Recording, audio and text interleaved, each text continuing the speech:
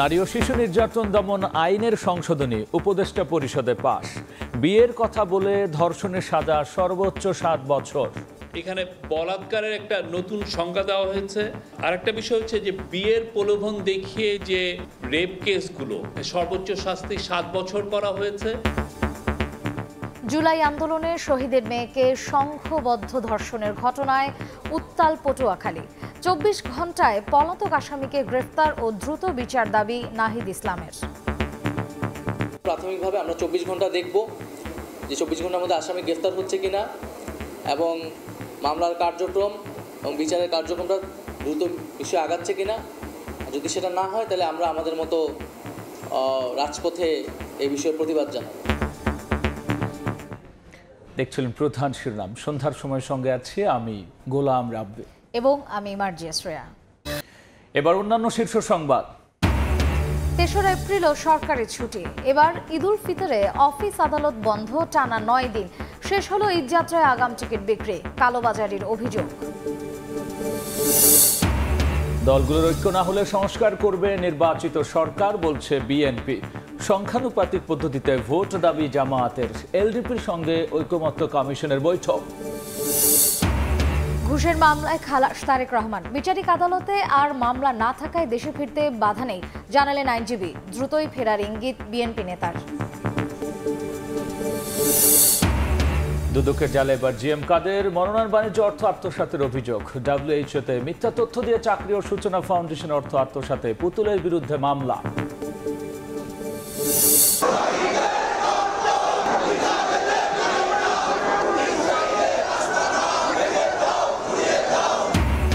ফিলিস্তিনি হত্যার প্রতিবাদের ঢেউ বাংলাদেশে। ঢাকা ও চট্টগ্রামে জামায়াতে ইসলামের বিক্ষোভ মিছিল।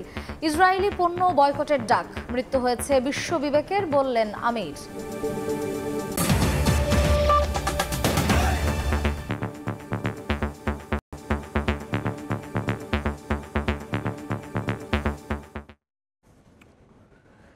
নারী ও শিশু নির্যাতন দমন আইনের সংশোধনী উপদেষ্টা পরিষদে পাশ হয়েছে। আর এতে বিয়ের প্রলোভন দেখিয়ে ধর্ষণের অপরাধে সর্বোচ্চ সাজা 7 বছর রাখার বিধান রাখা হয়েছে বলে জানিয়েছেন প্রধান উপদেষ্টার প্রেস সচিব। ওই বৈঠকে বিস্তারিত তুলে ধরতে বিকেলে ফরেন সার্ভিস একাডেমিতে সংবাদ সম্মেলনে জানানো হয় 3রা এপ্রিলও সরকারি ছুটি থাকবে। তাই এবার ঈদুল ফিতরে টানা 9 দিন বন্ধ থাকবে অফিস আদালত।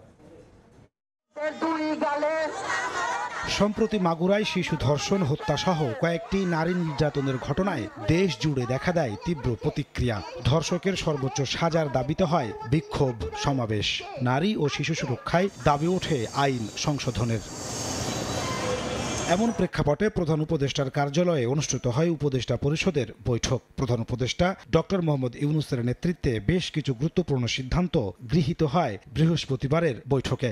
ক্যাবিনেটের বৈঠকের বিস্তারিত জানাতে ফরেন সার্ভিস একাডেমিতে সংবাদ সম্মেলনের আয়োজন করে প্রধান উপদেষ্টার প্রেস উইং। প্রেস সচিব শফিকুল আলম জানান, নারী ও শিশু নির্যাতন দমন আইনের সংশোধনী পাশ হয়েছে। বলাৎকার ও বিয়ের প্রলোভন দেখিয়ে ধর্ষণের ধারায় এসেছে বেশ কিছু পরিবর্তন। এখানে বলাৎকারের একটা নতুন সংজ্ঞা দেওয়া হয়েছে। আর একটা বিষয় হচ্ছে যে বিয়ের প্রলোভন দেখিয়ে যে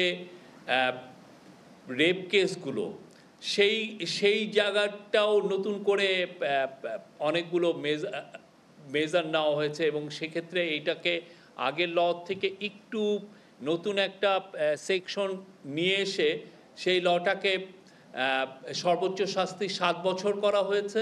এছাড়া বৃহস্পতিবারের বৈঠকে আগামী 3রা এপ্রিল ঈদের ছুটি ও চৈত্র সংক্রান্তিতে 3 পার্বত্য জেলায় সরকারি ছুটির সিদ্ধান্ত গৃহীত হয়। 3রা এপ্রিল ছুটি ঘোষণা করা হয়েছে এবং আরও একটা ঐতিহাসিক বিষয় হচ্ছে যে আজ এই চৈত্র সংক্রান্তিতে 3টা পার্বত্য ডিস্ট্রিক্টে ছুটি থাকবে।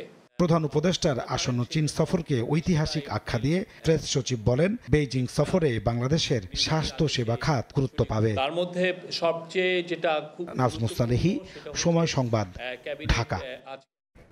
জুলাই আন্দোলনে শহীদের মেয়েকে সংঘবদ্ধ ধর্ষণের ঘটনায় উত্তাল পটুয়াখালী। এদিকে ভুক্তভোগীর খোঁজ খবর নিতে সেখানে গেছেন জাতীয় নাগরিক পার্টির আহ্বায়ক নাহিদ ইসলাম। 24 ঘন্টার মধ্যে পলাতক আসামিকে গ্রেফতার ও দ্রুত বিচারের দাবি জানিয়েছেন তিনি। এছাড়া ভুক্তভোগীর মায়ের সঙ্গে কথা বলেছেন জামায়াতের আমির।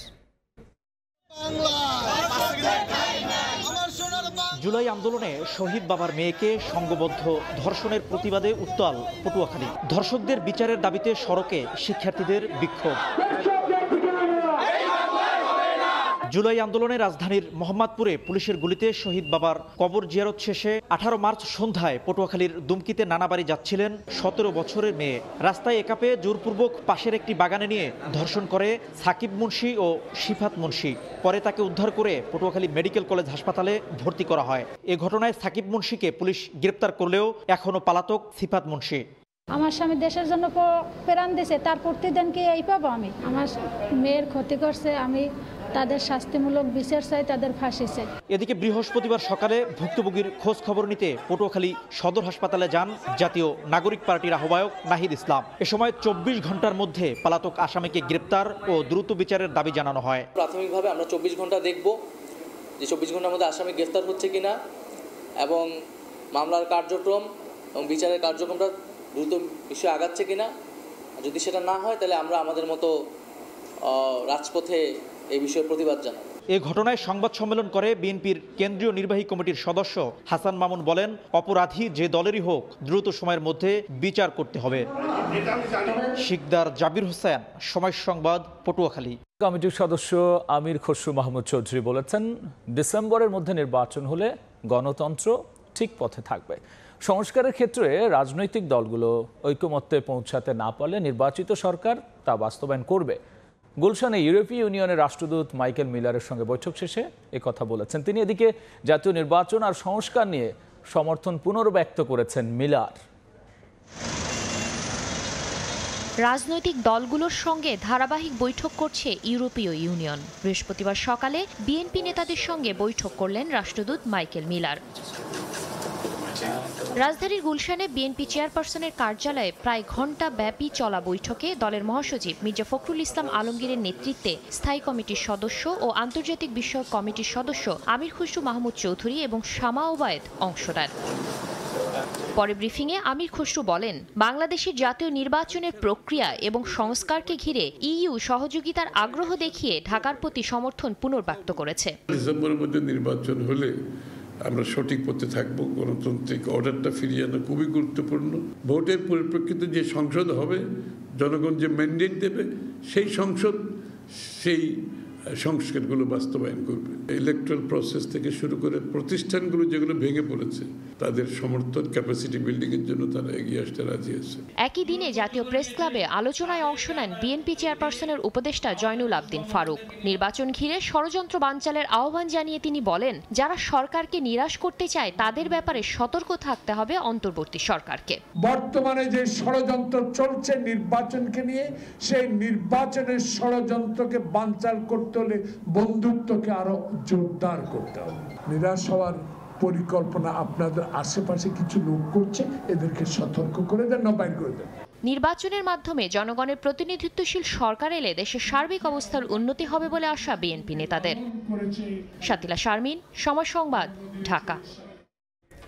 জাতীয় ঐকমত্য কমিশনের সংস্কার প্রস্তাব জমা দিল জামায়াত। প্রয়োজনীয় সংস্কারে জামায়াত সরকারকে যৌক্তিক সময় দিতে প্রস্তুত বলে জানিয়েছেন দলটির সেক্রেটারি জেনারেল মিয়া গোলাম পরোয়ার। সংখ্যানুপাতিক পদ্ধতিতে নির্বাচন সহ 5টি সংস্কার কমিশনের সুপারিশের উপর মতামত দিয়েছে দলটি। এদিকে সংস্কার বা নির্বাচন নিয়ে কমিশনের উপর কোনো চাপ নেই জানিয়ে আলী রিয়াজ জানান, নির্ধারিত সময়ে কাজ শেষ করবে কমিশন।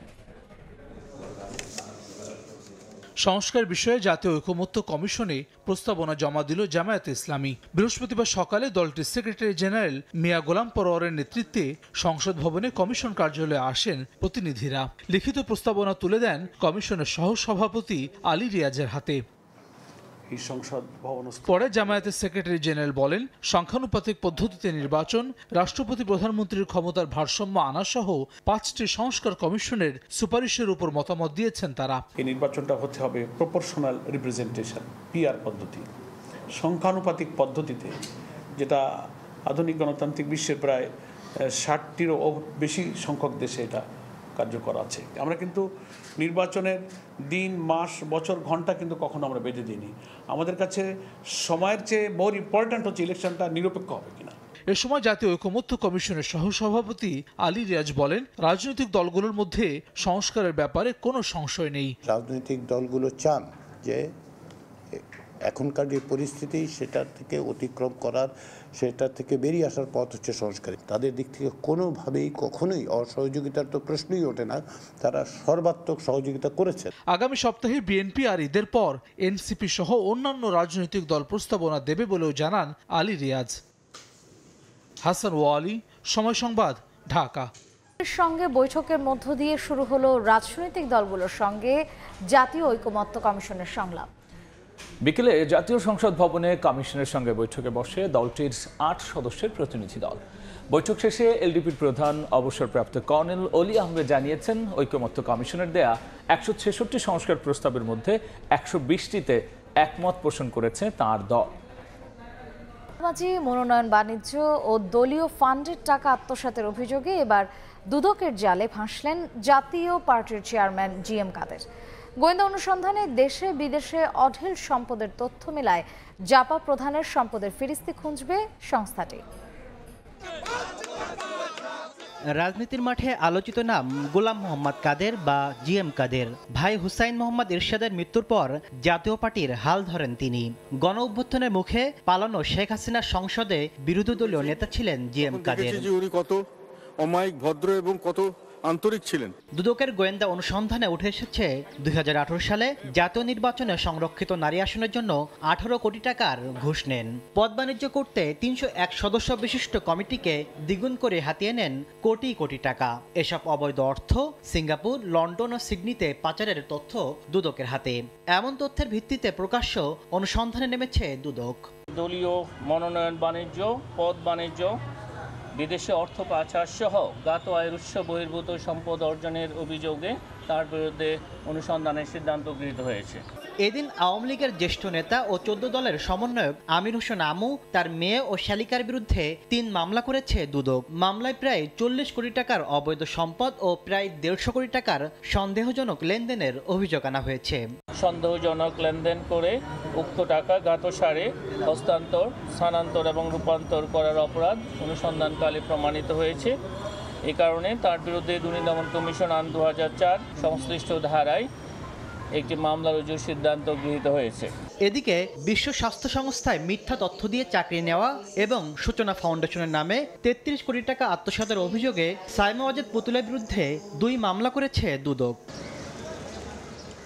তাসলিম তৌহিদ, সময় সংবাদ। অভিযোগে করা মামলা থেকে খালাস পেয়েছেন বিএনপির ভারপ্রাপ্ত চেয়ারম্যান তারেক রহমান।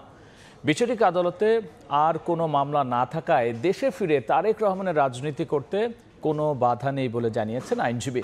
১/১১ সময়ে গ্রেনেড হামলা, অর্থ পাচার ও দুর্নীতি সহ একের পর এক মামলা করা হয় বিএনপির ভারপ্রাপ্ত চেয়ারম্যান তারেক রহমানের বিরুদ্ধে। এবার তিনি বসুন্ধরা গ্রুপের পরিচালক সাব্বির হত্যা মামলার এক আসামিকে দায়মুক্তির উদ্দেশ্যে ২১ কোটি টাকা ঘুষ নেওয়ার মামলা থেকে খালাস পেলেন। সাবেক স্বরাষ্ট্র প্রতিমন্ত্রী লুৎফুজ্জামান বাবর সহ ৮ জনকেই বেকসুর খালাস দিয়েছেন ঢাকার বিশেষ জজ আদালত ৩।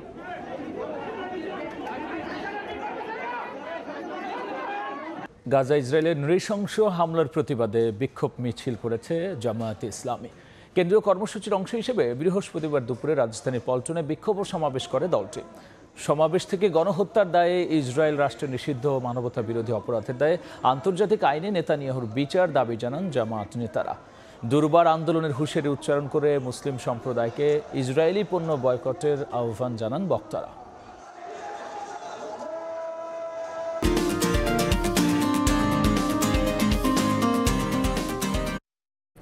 ঈদ কেনাকাটার স্বার্থে অনেকেই আসছেন জুয়েলারি দোকানে। দাম অনেক বেশি বললেও সাধ্যমতো কিনছেন তারা। বিক্রেতারা বলছেন, বছর ব্যবধানে এবার স্বর্ণালংকার বিক্রি কমেছে ৩০ থেকে ৪০%। নারী রঙের শোভাবর্ধনে বরাবরই কদর ধরে রেখেছে স্বর্ণালংকার। উৎসবে যার চাহিদা বাড়ে খানিকটা। ঈদের সময় শপিং তো করতেই হবে, ফ্যামিলির জন্য, নিজের জন্য, এটা তো ভালো লাগা। শখটা পূরণ হলো, আবার আমার অ্যাসেট হিসেবে কিনলাম। বছর ব্যবধানে এক ভরি স্বর্ণের দাম বেড়েছে প্রায় ৪৪,০০০ টাকা। তাই উৎসব রাঙাতে এবার অনেক হিসাব কষেই স্বর্ণালঙ্কার কিনতে হচ্ছে বলে জানান ক্রেতারা। হিসাব করে আমাদেরকে অ্যাডজাস্ট করতে হয়, 10 বার ভাবতে হয় যে এটা কিনতে পারবো কি। বিক্রেতারা বলছেন উচ্চ মূল্যের কারণে এবার তাদের বিক্রি নেমেছে প্রায় অর্ধেকে। 30% 40% বেচাকেনা কমে যাচ্ছে। অনেক দিন আছে আমরা বউনি করতে পারি না। পুরনো অলংকার বদল করে নতুন ডিজাইনের গহনা কেনার প্রবণতা বেশি বলে জানান দোকানিরা। কামরুল হাসান সবুজ, সময় সংবাদ, ঢাকা। সন্ধ্যার সময় ঠাকুরগাঁওয়ে কলেজ ছাত্র মিলন হত্যার ঘটনায় জড়িতদের বিচারের দাবিতে জেলা প্রশাসকের কার্যালয় অবরোধ করে বিক্ষোভ করেছে বিক্ষুব্ধ জনতা। পরে অভিযুক্তদের বাড়িতে হামলা চালায়। নিখোঁজের 1 মাস পর গত বুধবার একটি পরিত্যক্ত টয়লেট থেকে মিলনের মরদেহ উদ্ধার করা হয়। পুলিশ জানিয়েছে, প্রেমের ফাঁদে ফেলে গত 22 ফেব্রুয়ারি ঠাকুরগাঁও পলিটেকনিকের পিছন থেকে অপহরণ করা হয় তাকে। পরে তার মুক্তিপণের জন্য পরিবারের কাছ থেকে 25 লাখ টাকা হাতিয়ে নেয় চক্রটি। এ ঘটনায় ভুক্তভোগী পরিবার থানায় অভিযোগ দিলে 3 জনকে গ্রেফতার করে। জড়িতদের বিচার দাবিতে বিক্ষোভ ও মানববন্ধন হয়েছে। এই ছিল সন্ধ্যার সময়। সঙ্গী থাকুন সময়।